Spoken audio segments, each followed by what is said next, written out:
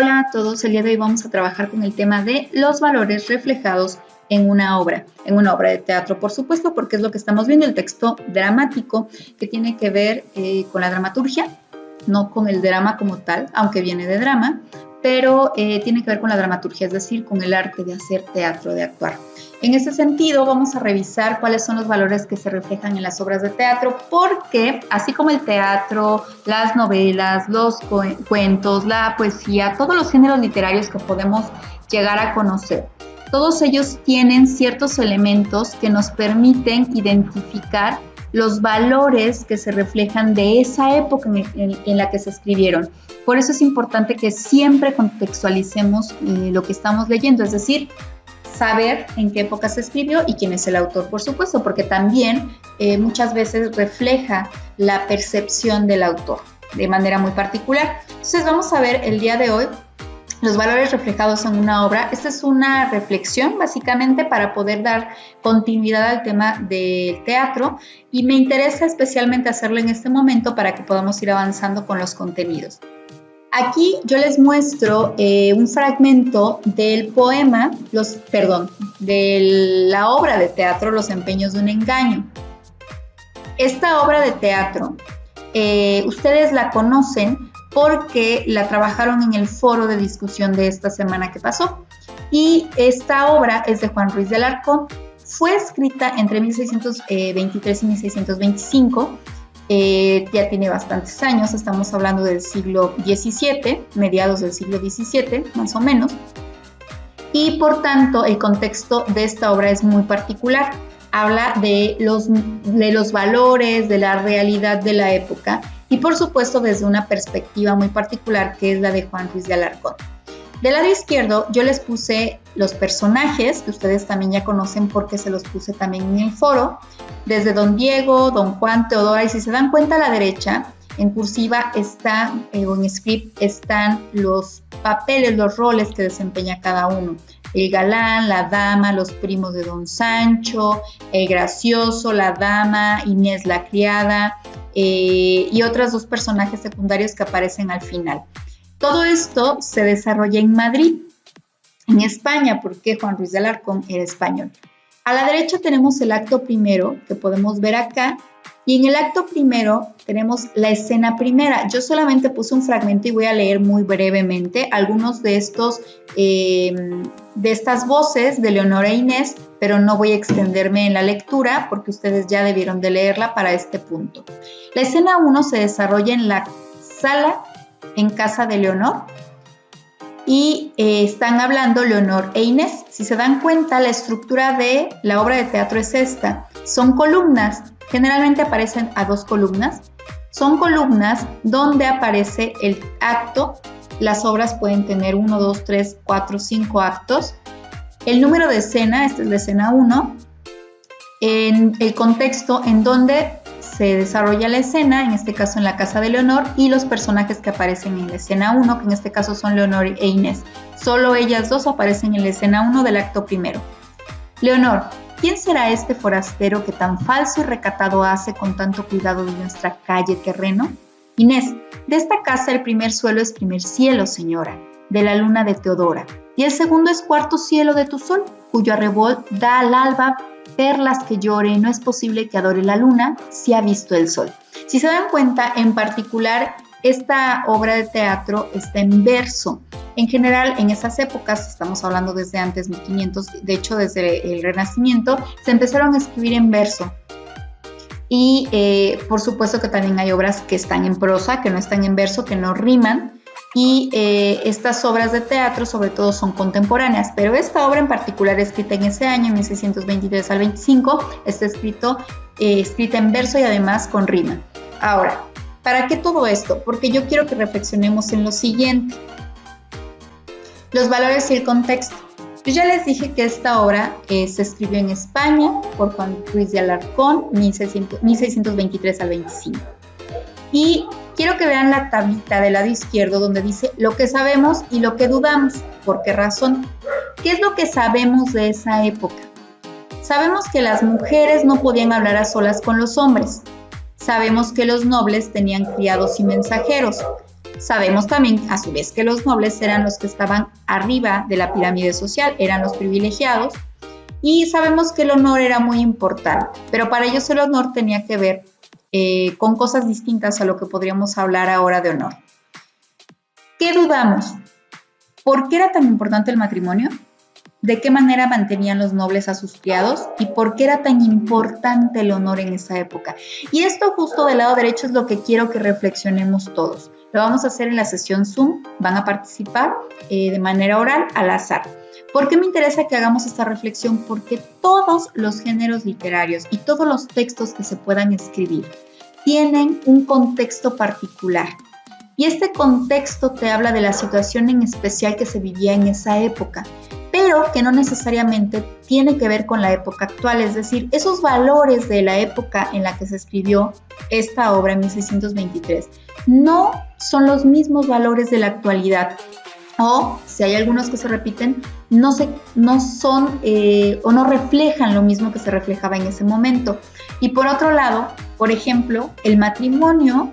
Vamos a reflexionar por qué en esa época creen que era tan importante el matrimonio. Creen además, y esta es otra pregunta importante, que ahora también es tan importante como en esa época, o tal vez no tan importante, pero sigue siendo importante. La nobleza, ¿se sigue manteniendo algún tipo de nobleza en la actualidad? ¿Cómo se mantenía a los criados, como les llamaban en esa época? ¿Se siguen utilizando estos términos de nobleza y criados? ¿Se sigue manteniendo estas relaciones entre privilegiados y no privilegiados? ¿De la misma manera que se refleja en esta obra o no?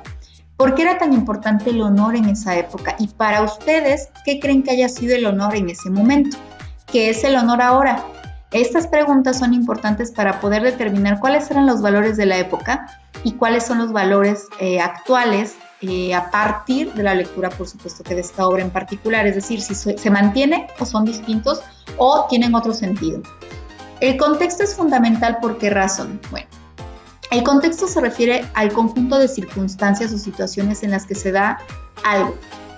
Por ejemplo, en la que se escribió esta obra.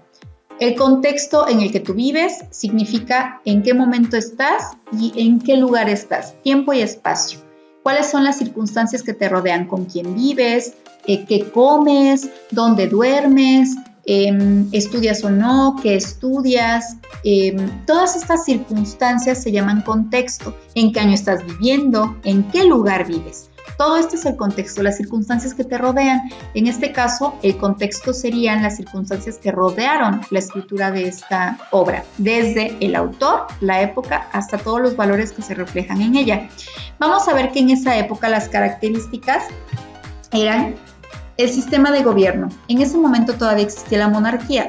La monarquía existe en algunos países, no en todos, por ejemplo en España o en Francia o en Holanda o en Inglaterra, pero la mayoría de los países del mundo ya no tienen monarcas. Eso quiere decir que vivimos en un país donde se supone que somos libres y que son naciones democráticas donde se eligen a sus representantes. La monarquía no se elige. La monarquía es absoluta, es decir, le elige un ser superior y se hereda. En esa época, que es el siglo de oro, la mujer tenía 3 funciones: ordenar el trabajo doméstico, perpetuar la especie y satisfacer las necesidades afectivas de su esposo. Esas eran las funciones particulares de las mujeres en esa época. Los valores reflejados dentro de esta obra son: hay una marcada división de las clases sociales, desde que vemos que se habla de nobles y criados, y se daba un alto valor al matrimonio, por lo que este era un fin para la mujer. La mujer tenía que casarse, era necesario. ¿Dónde se evidencian en la obra todos estos valores y esas características? Bueno, los protagonistas se explica que son de familias de la nobleza acomodadas, y las intenciones y expectativas de los protagonistas o de las protagonistas femeninas giran siempre en torno al matrimonio. Entonces, ¿qué nos está diciendo la obra? Bueno, no solo nos está contando una historia, y eso es bien importante, y por eso quiero que hagamos esta reflexión del lado izquierdo. Cualquier novela, cualquier poema, cuento, etcétera, una obra de teatro, no solamente hablan de una historia o desarrollan una historia particular, sino que nos hablan del contexto en el que se escribió esta obra. Nos está hablando de la percepción personal del autor sobre esa época, sobre ese momento en especial, sobre ese lugar, sobre las otras personas que lo rodeaban. Nos está hablando acerca de los valores que en esa época eran fundamentales para poder funcionar en sociedad. Las obras siempre son un reflejo del momento en el que se escribieron. Y por eso es importante que no solamente se lean como una historia imaginaria de ficción. Ustedes saben que incluso hay obras que se escriben a través de hechos o a partir de hechos reales. Se tienen que tomar como un conjunto de cosas, desde la historia que se está escribiendo, que se está desarrollando, que siempre hace volar tu imaginación. Eso es lo importante de la literatura, que siempre te hace imaginar cosas que incluso tú no has vivido ni vivirás quizás, o tal vez sí, o cosas que podrías vivir. Y por otro lado también te está dando una idea de cómo se vivió en cierto momento y cómo el autor o la autora vivieron ese momento en particular. Por supuesto que estamos hablando de una obra escrita por un hombre, porque además en esas épocas básicamente quienes escribían eran hombres. Tenemos algunos personajes femeninos en la literatura de la época, como Sor Juana Inés de la Cruz, pero ese es otro asunto. Sor Juana Inés de la Cruz era una mujer brillante, básicamente era un genio, y era un genio de su época, y tuvieron que reconocerla históricamente como tal, aunque por supuesto que a los hombres sobre todo no les gustaba que esto sucediera. Sin embargo, la mayoría de las obras literarias que fueron dadas a conocer, porque por supuesto que había mujeres que escribían en la época, las obras más conocidas son de hombres, y estoy hablando desde las obras de teatro hasta la poesía, ¿ok? Y si ustedes se dan cuenta, pues poetas, la mayoría de la poesía la escribieron hombres poetas, y poetisas prácticamente no tenemos. Insisto, Sor Juana Inés de la Cruz fue una excepción, y bueno, por supuesto que en la época actual tenemos algunas otras, Leonora Carrington, por ejemplo, entre otras. Sin embargo, la mayoría de los personajes que han destacado en la mayoría de las disciplinas y también en la literatura es el caso, pues han sido hombres. Y bueno, el caso es que también en esa época, insisto, tiene que ver con esto, con el sistema que se vivía, en donde la mujer pues solamente servía para satisfacer las necesidades afectivas de su esposo, y si quería estudiar no había posibilidad de que estudiara, porque de hecho ni siquiera había escuelas para mujeres. Las mujeres tenían prohibido estudiar. Entonces muchas de ellas eran analfabetas, no sabían ni leer ni escribir. Así de simple. De hecho, la mayoría de la población era analfabeta, no sabían leer ni escribir, solamente aquellos que pertenecían a la nobleza que podían tener educación, y la educación en esa época, por otro lado, siempre era religiosa, sobre todo en países como España. Entonces, bueno, dicho todo esto, lo que me interesa es que hagamos esta reflexión sobre los empeños de un engaño, para que podamos percatarnos de que una obra literaria es un conjunto de cosas. Es un conjunto en el sentido de que no solamente es el desarrollo de una historia, sino que intervienen otros elementos fundamentales para darle forma a esta historia, como es el contexto político, el contexto social, el contexto económico, el contexto cultural. Todos estos elementos abonan a que la historia se pueda comprender y que nosotros aprendamos más, por ejemplo, de esta época. ¿Cómo aprender de estas épocas? Bueno, a través de este tipo de lecturas, que no solamente son lecturas literarias, sino también se convierten en lecturas históricas. El tema de hoy entonces fue los valores reflejados en una obra. Espero que no haya dudas, y si las hay ya saben que nos vemos en las sesiones Zoom.